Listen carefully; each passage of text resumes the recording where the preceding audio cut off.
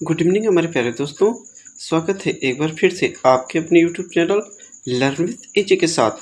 दोस्तों आशा करते हैं आप स्वस्थ और मस्त होंगे, पढ़ाई लिखाई अच्छी खासी चल रही होगी। दोस्तों जैसा कि मैंने आपको बताया था कि मैं क्लास 10th की नए सत्र की क्लासेस शुरू कर दिए हैं, जिसमें कल मैंने आपको बताया था आपके प्रो चैप्टर के फर्स्ट की ए लेटर टू गॉड की मैंने आपको समरी बताई थी। आज मैं आपके सामने ए लेटर टू गॉड की हिंदी एक्सप्लेनेशन के साथ हाजिर हूँ। दोस्तों वीडियो को शुरू करने से पहले मैं आपको ये बता दूं कि यदि आप हमारे चैनल पर नया हैं तो सबसे पहले हमारे चैनल को लाइक, ज़्यादा से ज़्यादा शेयर और मेरे चैनल को सब्सक्राइब जरूर करें। सब्सक्राइब करने के साथ साथ बेल आइकन को जरूर दबा दें ताकि हमारे आने वाली वीडियो का नोटिफिकेशन आपको समय पर मिलता रहे। दोस्तों मैं आपको बता दूँ कि अपने इस क्लास 10th की मैंने सिलेबस में हम लोग प्रोज, पोएट्री, सप्लीमेंट्री तथा ग्रामर के सभी टॉपिक को कवर करेंगे।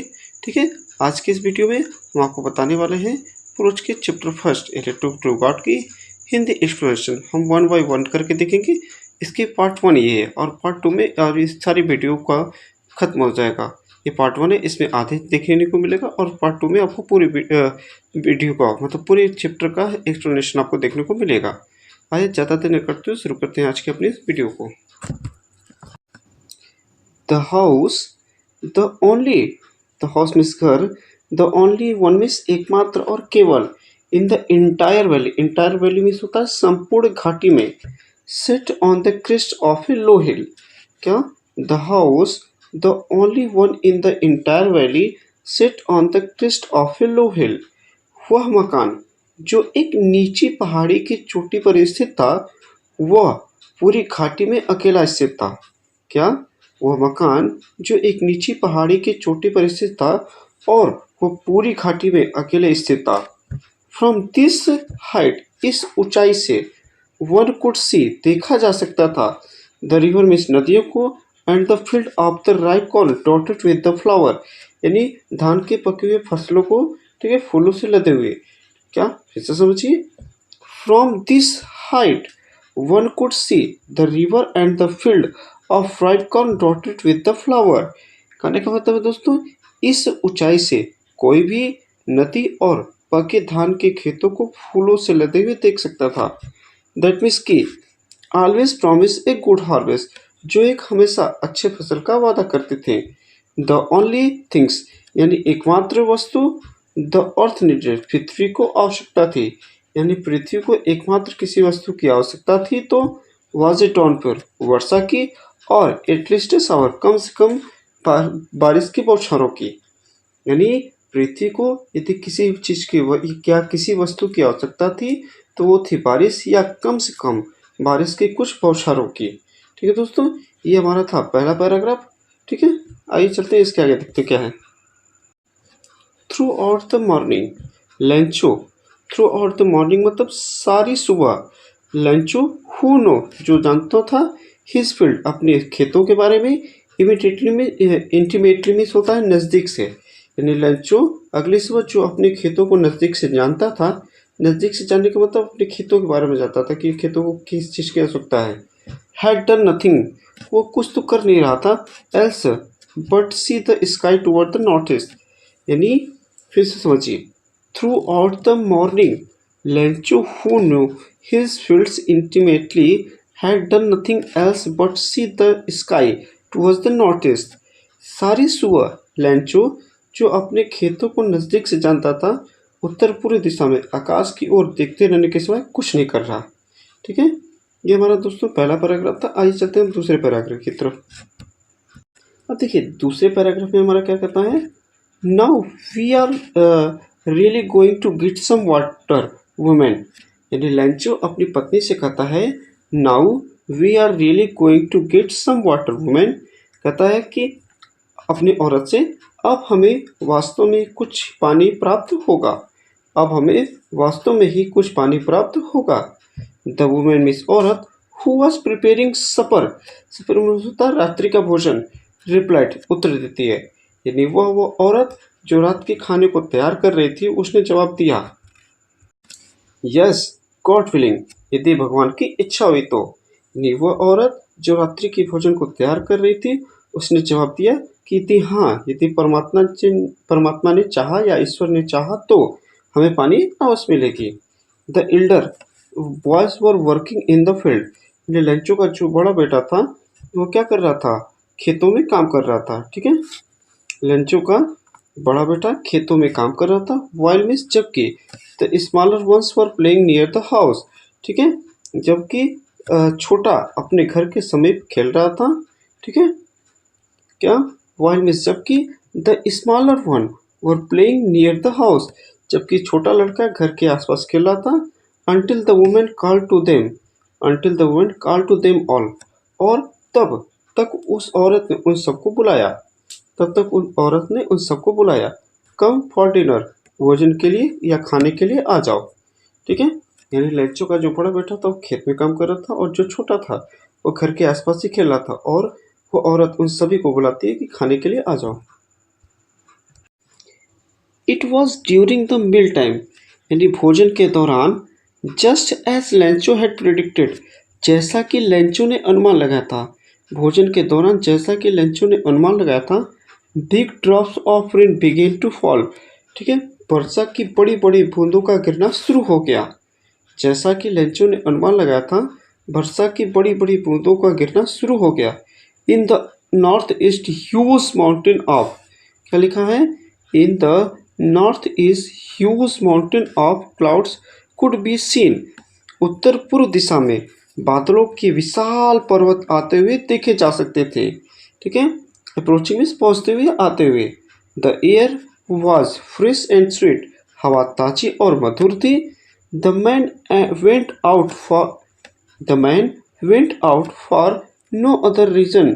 ठीक है, वह व्यक्ति, ठीक है, फिर से देखिए, the man went out for no other reason than to have a pleasure of feeling the rain on his body, यानी वह व्यक्ति अपने शरीर पर वर्षा के आनंद का अनुभव करने के लिए बाहर गया। ठीक है, एंड मिस, और विन मिस, विन मिस जब, ही रिटर्न, वह वापस आया, ही एक्सक्लेम्ड, जब वह वापस लौटता है तो एकदम से क्या होता है, उत्साहित हो जाता है।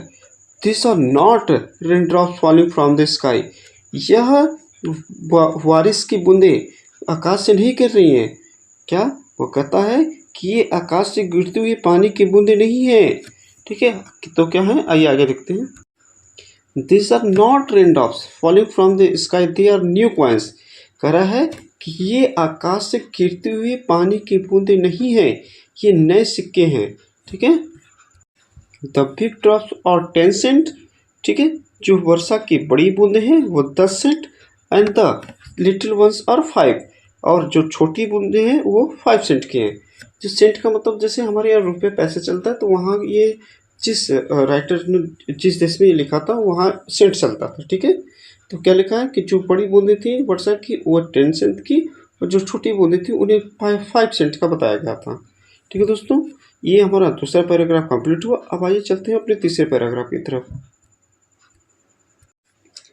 विथ ए सेटिस्फाइड एक्सप्रेशंस, संतुष्टि भाव से, सेटिस्फाइड एक्सप्रेशन मीन्स संतुष्टि भाव से, ही रिगार्डेड, वह देख रहा था, the field of ripe corn with इस फ्लावर, बड़े संतुष्टि भाव से वह पके हुए फलों या फसलों को और उसके फूलों को देख रहा था।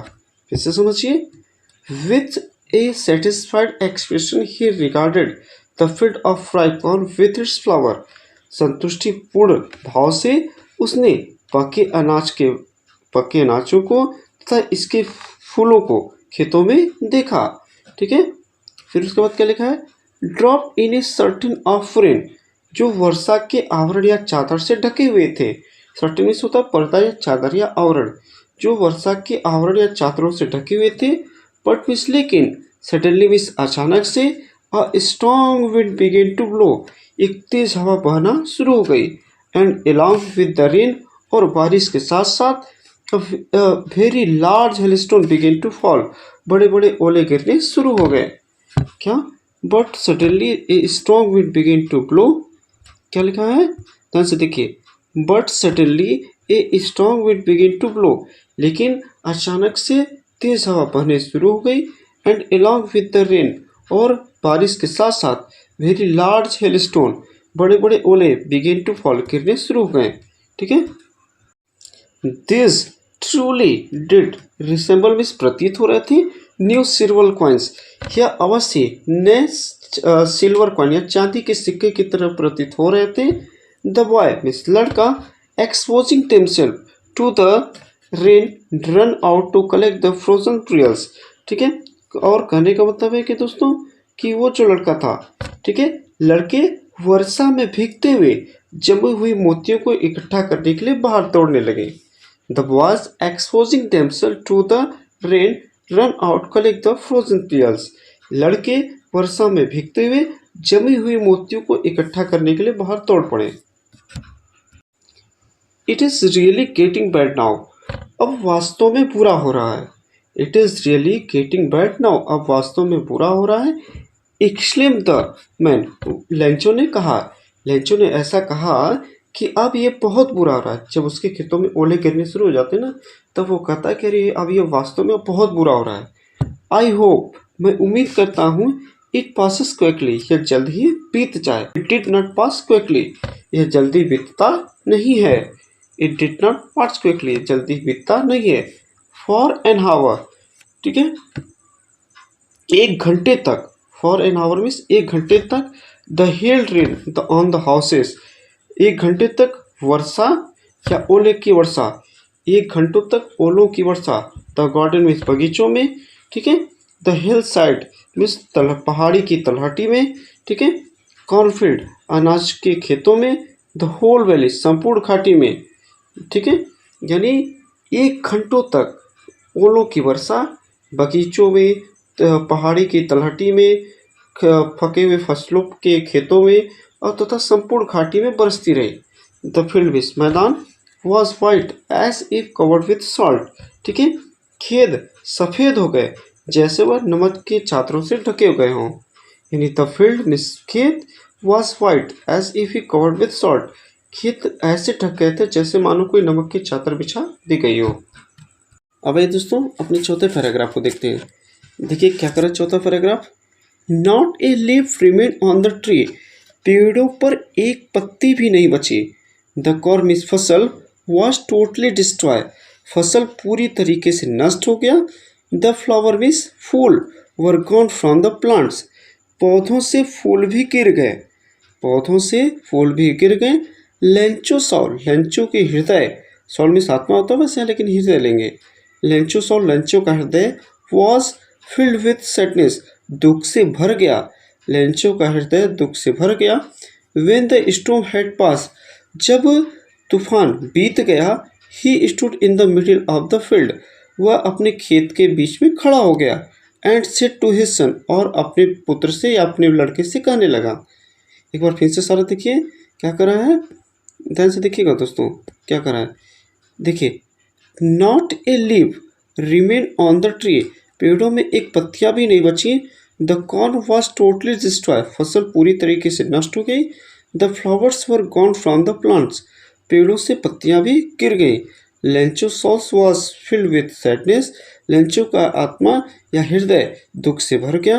When the storm had passed, जब तूफान बीत गया। He stood in the middle of the field, वह खेत के बीच में खड़ा हो जाता है। And said to his son, और अपने पुत्र से कहता है। ए प्लेग ऑफ लैक्टस, यानी टिड्डियों का झुंड, would have left more than this, इससे ज़्यादा छोड़ देता है। वो कहता है कि एक टिड्डी दल भी इससे ज़्यादा छोड़ देता है। ठीक है, the hill has left nothing, लेकिन ओलों ने कुछ नहीं छोड़ा। यदि टिड्डियों के दल मेरे फसलों पर आक्रमण करता तो वो जरूर कुछ न कुछ छोड़ देता, लेकिन ओलों ने कुछ नहीं छोड़ा। दिस ईयर, इस साल, we will have no corn, इस साल हमें कोई अनाज नहीं मिलेगा। ठीक है, वो कहता है कि इस साल हमें, इस वर्ष हमें बिना अनाज के रहना पड़ेगा। ठीक है दोस्तों, आइए और आगे देखिए क्या है। दैट नाइट, यह रात्र, वॉज मिस था, ए सॉरोफुल वन, यानी यह रात्रि एक दुखद भरी थी। यह रात्रि एक दुख भरी थी। All over work for nothing, हमारी सारी मेहनत व्यर्थ चली गई। क्या लिखा है फिर से देखिए। That night was a sorrowful one, यह एक दुखद रात थी। All over work for nothing, हमारी सारी मेहनत व्यर्थ चली गई। There's no one who can help us, और ऐसा कोई भी नहीं था जो हमारी सहायता कर सके।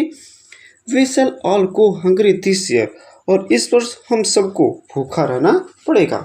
ठीक है दोस्तों, तो ये था हमारा चौथा पैराग्राफ। अगर वीडियो आपको अच्छा लग रहा हो तो इसे लाइक करते रहें। अब आइए चलते हैं आज की अपनी लास्ट 5वें पैराग्राफ पर। बाकी आगे के पैराग्राफ आपको हमारे पार्ट 2 में मिल जाएगा। देखिए 5वां पैराग्राफ क्या है। But in the hearts of all who lived in the solitary house in the middle of valley. ठीक है, कहने का मतलब लेकिन उस घाटी के मध्य में, उस एकांत मकान में रहने वालों के सभी दिलों में एकमात्र आशा थी। क्या? There was a single hope, उनके दिलों में एकमात्र आशा की किरण थी। हेल्प फ्रॉम गॉड, भगवान से उम्मीद। फिर से देखिए क्या कर रहा है, ध्यान से देखिएगा। बट इन द हार्ट्स, लेकिन हृदय में, ऑफ ऑल, उन सभी के, who live in that solitary house in the middle of the valley, there was a single hope, help from God. लेकिन उस घाटी के मध्य में, उस एकांत मकान में रहने वालों के सभी दिलों में एकमात्र आशा की किरण थी, जो था परमेश्वर से या ईश्वर से मदद। ठीक है, डोंट बी अपसेट, दुखी मत हो। इवन तो this seems like a total loss, अब निराश मत हो। याद रखो कि यदि सब कुछ भी नष्ट हो जाए तो रिमेंबर, याद रहे, नो वन डाइज हंगर, कोई भूख से नहीं मरेगा।